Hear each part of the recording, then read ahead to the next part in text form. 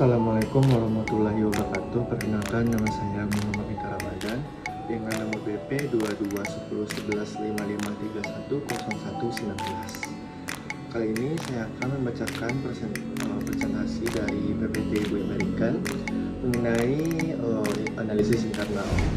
Yang dibahas yaitu resource based view of the firm, yang terdapat dari 3 pembahasan, yaitu 3 basic resources, what makes a resource valuable, using the resource-based view internal analysis, SWOT analysis, the functional approach, value chain analysis, internal analysis, dan making meaningful comparisons.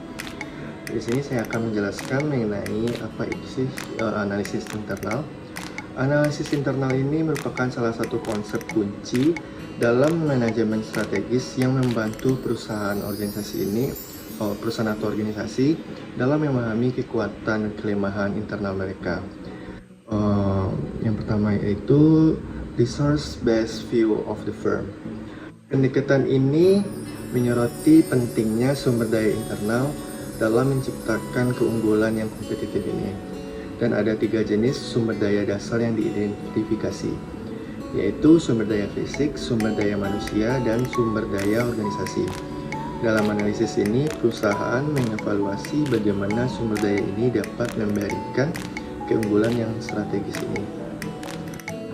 Yang kedua yaitu dalam RBV ini kita membahas dengan 3 basic resources, yaitu 3 basic resources ini adalah sumber daya dasar. Yang dibahas dalam RBV ini adalah sumber daya fisik seperti fasilitas produksi, sumber daya manusia itu seperti keterampilan dan pengetahuan karyawan. Yang ketiga yaitu dan sumber daya organisasi, struktur organisasi, budaya perusahaan. Yang kedua yang pembahasannya itu dalam RBV yaitu what makes a resource valuable. Dalam konteks analisis internal ini, sumber daya ini dianggap bernilai jika dapat memenuhi kriteria PRIM, yaitu valuable, rare, atau inimitable atau seperti kelangkaan, dan non-substitutable. Sumber daya yang memenuhi kriteria ini dapat memberikan keunggulan yang kompetitif dalam berkelanjutan. Dalam pembahasan ketiga dari RBV ini adalah using the resource-based view in internal analysis. Dalam menggunakan RBV ini, perusahaan menganalisis sumber daya internal mereka untuk mengidentifikasi kekuatan dan kelemahan yang dapat membantu atau menghambat pencapaian tujuan strategis mereka. Lalu, pembahasan yang kedua yaitu SWOT analysis. Analisis SWOT ini adalah alat yang umum digunakan dalam analisis internal ini.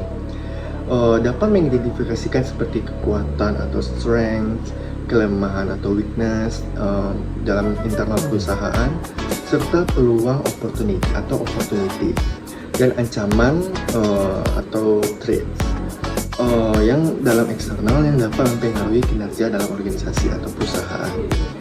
Lalu pada pembahasan ketiga yaitu the functional approach. The functional approach ini atau seperti kita ketahui pendekatan fungsional, yaitu seperti menganalisis kinerja berbagai fungsi atau departemen dalam organisasi seperti pemasaran, keuangan, dan operasi untuk memahami kontribusi masing-masing fungsi ini terhadap satu tujuan strategis dalam keseluruhan perusahaan. Yang keempat itu membahas tentang value chain analysis. Value chain analysis atau seperti kita ketahui analisis rantai nilai ini adalah seperti nilai memecah proses bisnis perusahaan yang menjadi serangkaian aktivitas yang menciptakan nilai tambah. Dengan menganalisis rantai nilai ini, perusahaan dapat mengidentifikasikan di mana nilai tambah diciptakan dan bagaimana proses tersebut dapat ditingkatkan. Yang terakhir yaitu internal analysis yang membahas dengan making meaningful comparisons. Internal analysis atau making meaningful comparisons ini melalui analisis internalnya, perusahaan dapat membandingkan kinerja mereka sendiri dengan pesaing, serta memahami kekuatan yang relatif mereka di pasar. Ini dapat membantu dalam mengidentifikasi area di mana perusahaan memiliki keunggulan-keunggulan kompetitif atau di mana perbaikan yang diperlukan. Jadi dengan memahami dan menerapkan konsep-konsep ini, perusahaan dapat mengoptimalkan sumber daya internal mereka dan mengembangkan strategi yang efektif untuk mencapai tujuan bisnis yang dalam jangka panjang. Sekian dari saya, yang akan dilanjutkan oleh rekan saya. Terima kasih.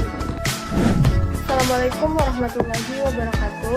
Perkenalkan, nama saya Diandra Asifa, nomor BP 22101155310103. Di sini saya akan melanjutkan materi dari teman saya tadi, yaitu 3 bahan pokok yang sangat penting bagi keberhasilan suatu strategi.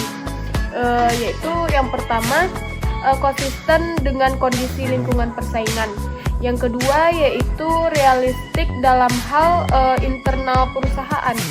Yang ketiga yaitu dilaksanakan secara cermat. Menurut model Resource Based View RBF, above average returns bagi suatu perusahaan sangat ditentukan oleh karakteristik di dalam perusahaan. Model ini memfokuskan pada pengembangan dan perolehan sumber daya dan kapabilitas yang berharga yang sulit ditiru oleh para pesaing. Perkenalkan, nama saya Dinda Risma Permatasari dan saya akan melanjutkan presentasi yang sudah dibacakan oleh rekan saya tadi. Nah, selanjutnya, sumber daya meliputi seluruh aset-aset keuangan, fisik, manusia, dan budaya perusahaan yang digunakan oleh perusahaan untuk mengembangkan, menciptakan, dan menjual produk jasanya kepada para pelanggannya. Nah, jadi sumber daya ini terdiri dari beberapa macam. Nah, yang saya sebutkan tadi adalah beberapa contoh dari sumber daya yang dimiliki oleh suatu perusahaan. Nah, selanjutnya ciri utama model RBV. Ciri utama model RBV adalah perusahaan pada intinya adalah sekumpulan kapabilitas. Nah, kapabilitas ini sendiri apa sih? Kapabilitas ialah kemampuan mengeksploitasi secara baik sumber daya yang dimiliki dalam diri maupun dalam suatu organisasi, serta potensi diri untuk menjalankan aktivitas tertentu atau serangkaian aktivitas. Ibaratnya, misalnya seorang individu yang belum tentu seseorang memiliki bakat. Contohnya bermain piano. Sebelum seseorang pandai bermain piano, pasti mereka tidak punya skill untuk bermain piano tersebut. Nah, kapabilitas itu sendiri adalah kemampuan untuk mengeksploitasi dengan baik hal tersebut. Nah, selanjutnya, efektivitas suatu perusahaan tergantung dari kesesuaian antara kapabilitas tadi dengan pasar yang dilayani oleh perusahaan. Yang ketiga, pertumbuhan suatu perusahaan dibatasi oleh kapabilitas yang dimilikinya. Kapabilitas atau kemampuan dapat dibeli atau diciptakan dan tersedia bagi semua perusahaan. Namun, ada juga kapabilitas yang tidak dapat atau relatif sulit dipilih. Sekian dari saya, akan dilanjutkan oleh rekan saya. Terima kasih. Assalamualaikum warahmatullahi wabarakatuh. Perkenalkan, nama saya Joron Gandino, nomor BB saya 22101155310254. Baiklah, di sini saya akan melanjutkan presentasi yang telah dibacakan teman saya sebelumnya. Nah, di sini ada aset yang terlihat. Yang pertama ada aset yang paling mudah diidentifikasi dan sering ditemukan pada neraca suatu perusahaan. Terlihat umumnya secara aset dan fisik finansial. Example, fasilitas produksi, bahan mentah, sumber daya finansial, real estate, dan komputer. Yang kedua, ada aset yang tidak terlihat. Di sini tidak dapat dilihat atau disentuh. Sering memberikan sumbangan yang penting terhadap keunggulan kompetitif. Example, merek, reputasi, moral organisasi, pengetahuan teknis, hak paten, merek dagang, dan akumulasi pengalaman dari suatu perusahaan. Yang ketiga, ada kapabilitas organisasi.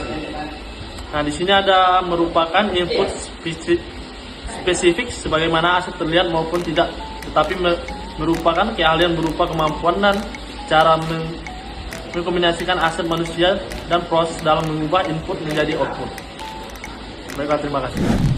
Assalamualaikum warahmatullahi wabarakatuh. Perkenalkan, nama saya Rizko Dafar Ramli, nomor BP 22101155310129. Saya berasal dari kelompok 1. Di sini saya akan menjelaskan tentang example of different resource.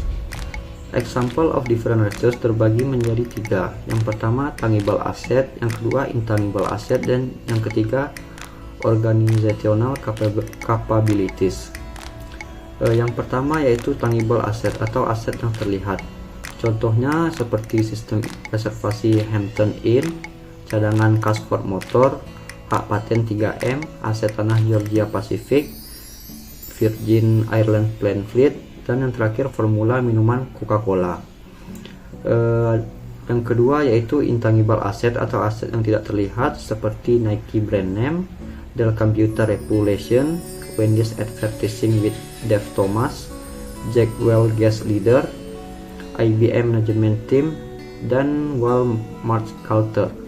Yang ketiga yaitu organizational capabilities atau kapabilitas organisasi.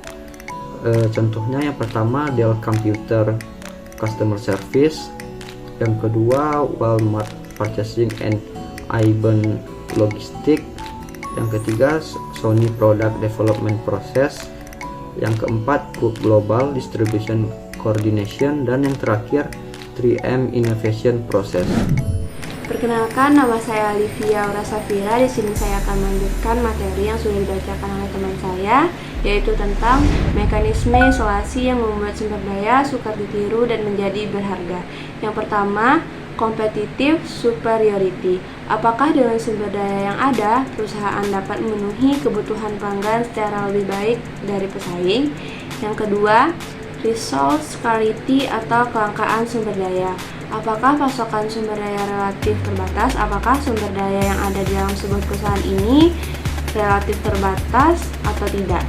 Yang ketiga yaitu inimitability atau kemudahan ditiru. Apakah sumber daya mudah ditiru atau didapatkan? Apakah produk dari sebuah perusahaan ini dapat mudah ditiru atau didapatkan dari pesaing lainnya? Yang keempat yaitu appropriability. Siapa yang sebenarnya memperoleh keuntungan yang diciptakan oleh sumber daya alam? Apakah perusahaan atau pelanggan yang menerimanya? Yang kelima yaitu durability atau daya tahan. Seberapa cepat sumber daya akan menyusut? Sebuah perusahaan ini memproduksi barang atau produk, dan bagaimana produk ini tidak dapat menyusut dengan cepat. Yang keenam yaitu substitutability atau dapat digantikan. Apakah tersedia alternatif lain selain sumber daya yang dimiliki? Apakah perusahaan ini menyediakan produk lain untuk menyediakan alternatif lain selain sumber daya yang sudah diproduksinya? Sekian dari kelompok saya. Jika salah kurang mohon maaf. Terima kasih. Wassalamualaikum warahmatullahi wabarakatuh.